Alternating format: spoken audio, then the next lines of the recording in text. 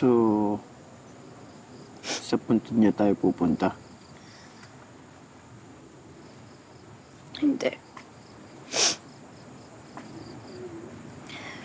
Sa kung saan kami palagi nagkikita dati. Nung siya nag-propose sa akin. I'm sorry. Bakit ka naman sorry? Genetics naman ang rason kung bakit nagkaroon ng cardiac arrest si Clark, hindi ikaw. Anong plano mo after?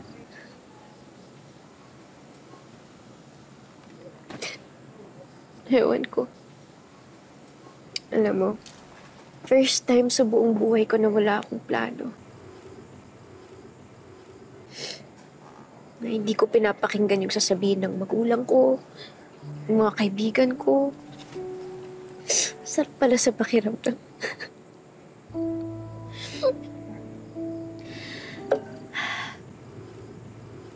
Huwag kang mag-alala.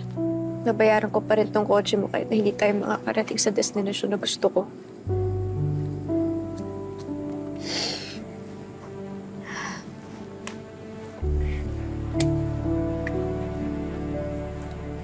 Tara. Saan? Ay, wire start ko yung auto. Talaga? Oo, talaga. Talaga, oo nga.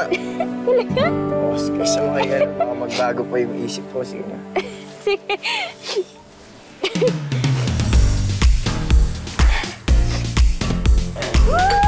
Let's celebrate!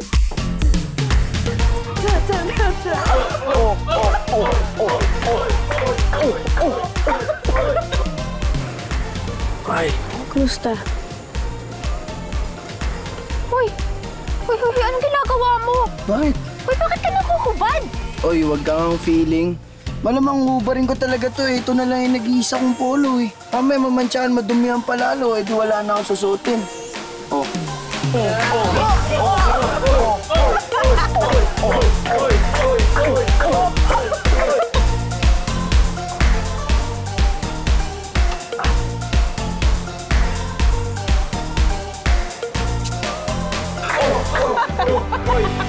Uy! Change music.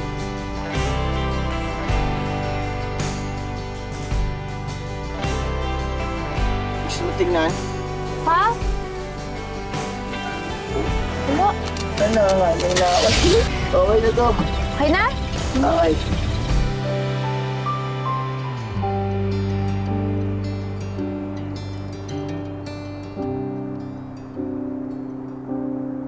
Alam ko na. Tsaka may madalas pumunta. Bakit kaya ganun, no?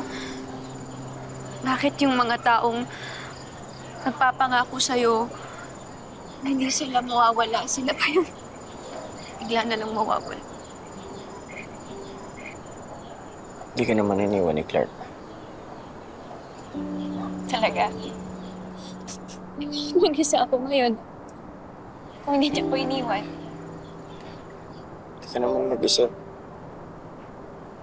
Alam ko yung nararamdaman mo. Alam mo, Alex, hindi mo naiintindihan yung nararamdaman ko. Hindi mo alam yung pakiramdam na magplano ng isang buong future kasama yung mahal mo sa buhay. Tapos bigla na lang mawawala ng ganun.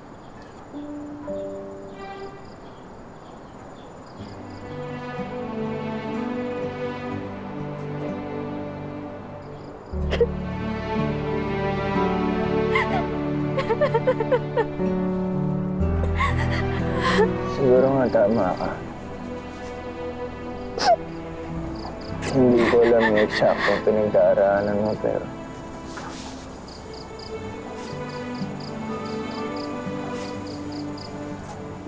Pero alam ko kung gaano kasakit. Alam ko yung nararamdaman mo. Alam ko yung pakiramdam na nagmahal ka ng 9 years. Kulang na lang pakasalan ko siya. At alam kong yun yung gusto niya. Hindi ko magawa. Hindi ko magawa. Kasi ang dami kong responsibilidad. Alam ko kung gaano kasakit nung hinatid ko siya gamit yung kotse na yan. Nung kinasal siya. Hindi niya ako matignan. Inagsisisihan ko na hindi ko siya pinaglaban. Kasi pag pinilit mong magstay yung taong pagod na, kung pinapangarap yung bahay magiging preso. Kaya ayun, pinalaya ko siya. May sariling pamilya. Inimbitahan pa nga ako sa kasal niya. Ano, matand ka? Siyempre hindi. Bakit hindi? Dapat may nakita mo na okay ka. Para kanino? Para sa kanya. Para sa pamilya niya, sa mga kaibigan namin. Ha? Ba't ko naman gagawin yun? Para saktan yung sarili ko, ganun. I'm sorry. Hindi yun ang ibig kong sabihin. Sensya na. Totoo naman eh. Kaya rin naman ako tumakas sa kasal namin ni William kasi ayoko rin mabuhay ng gano'n. Hindi kaya mahal mo naman siya, pero namimiss mo lang si Clark. Inisip ko din yun. Narealize ko na siguro dahil namimiss ko si Clark, pero ayoko lang magpakasal sa taong hindi ko naman talaga gustong pakasalan. Sa taong hindi ko naman talaga pinilit.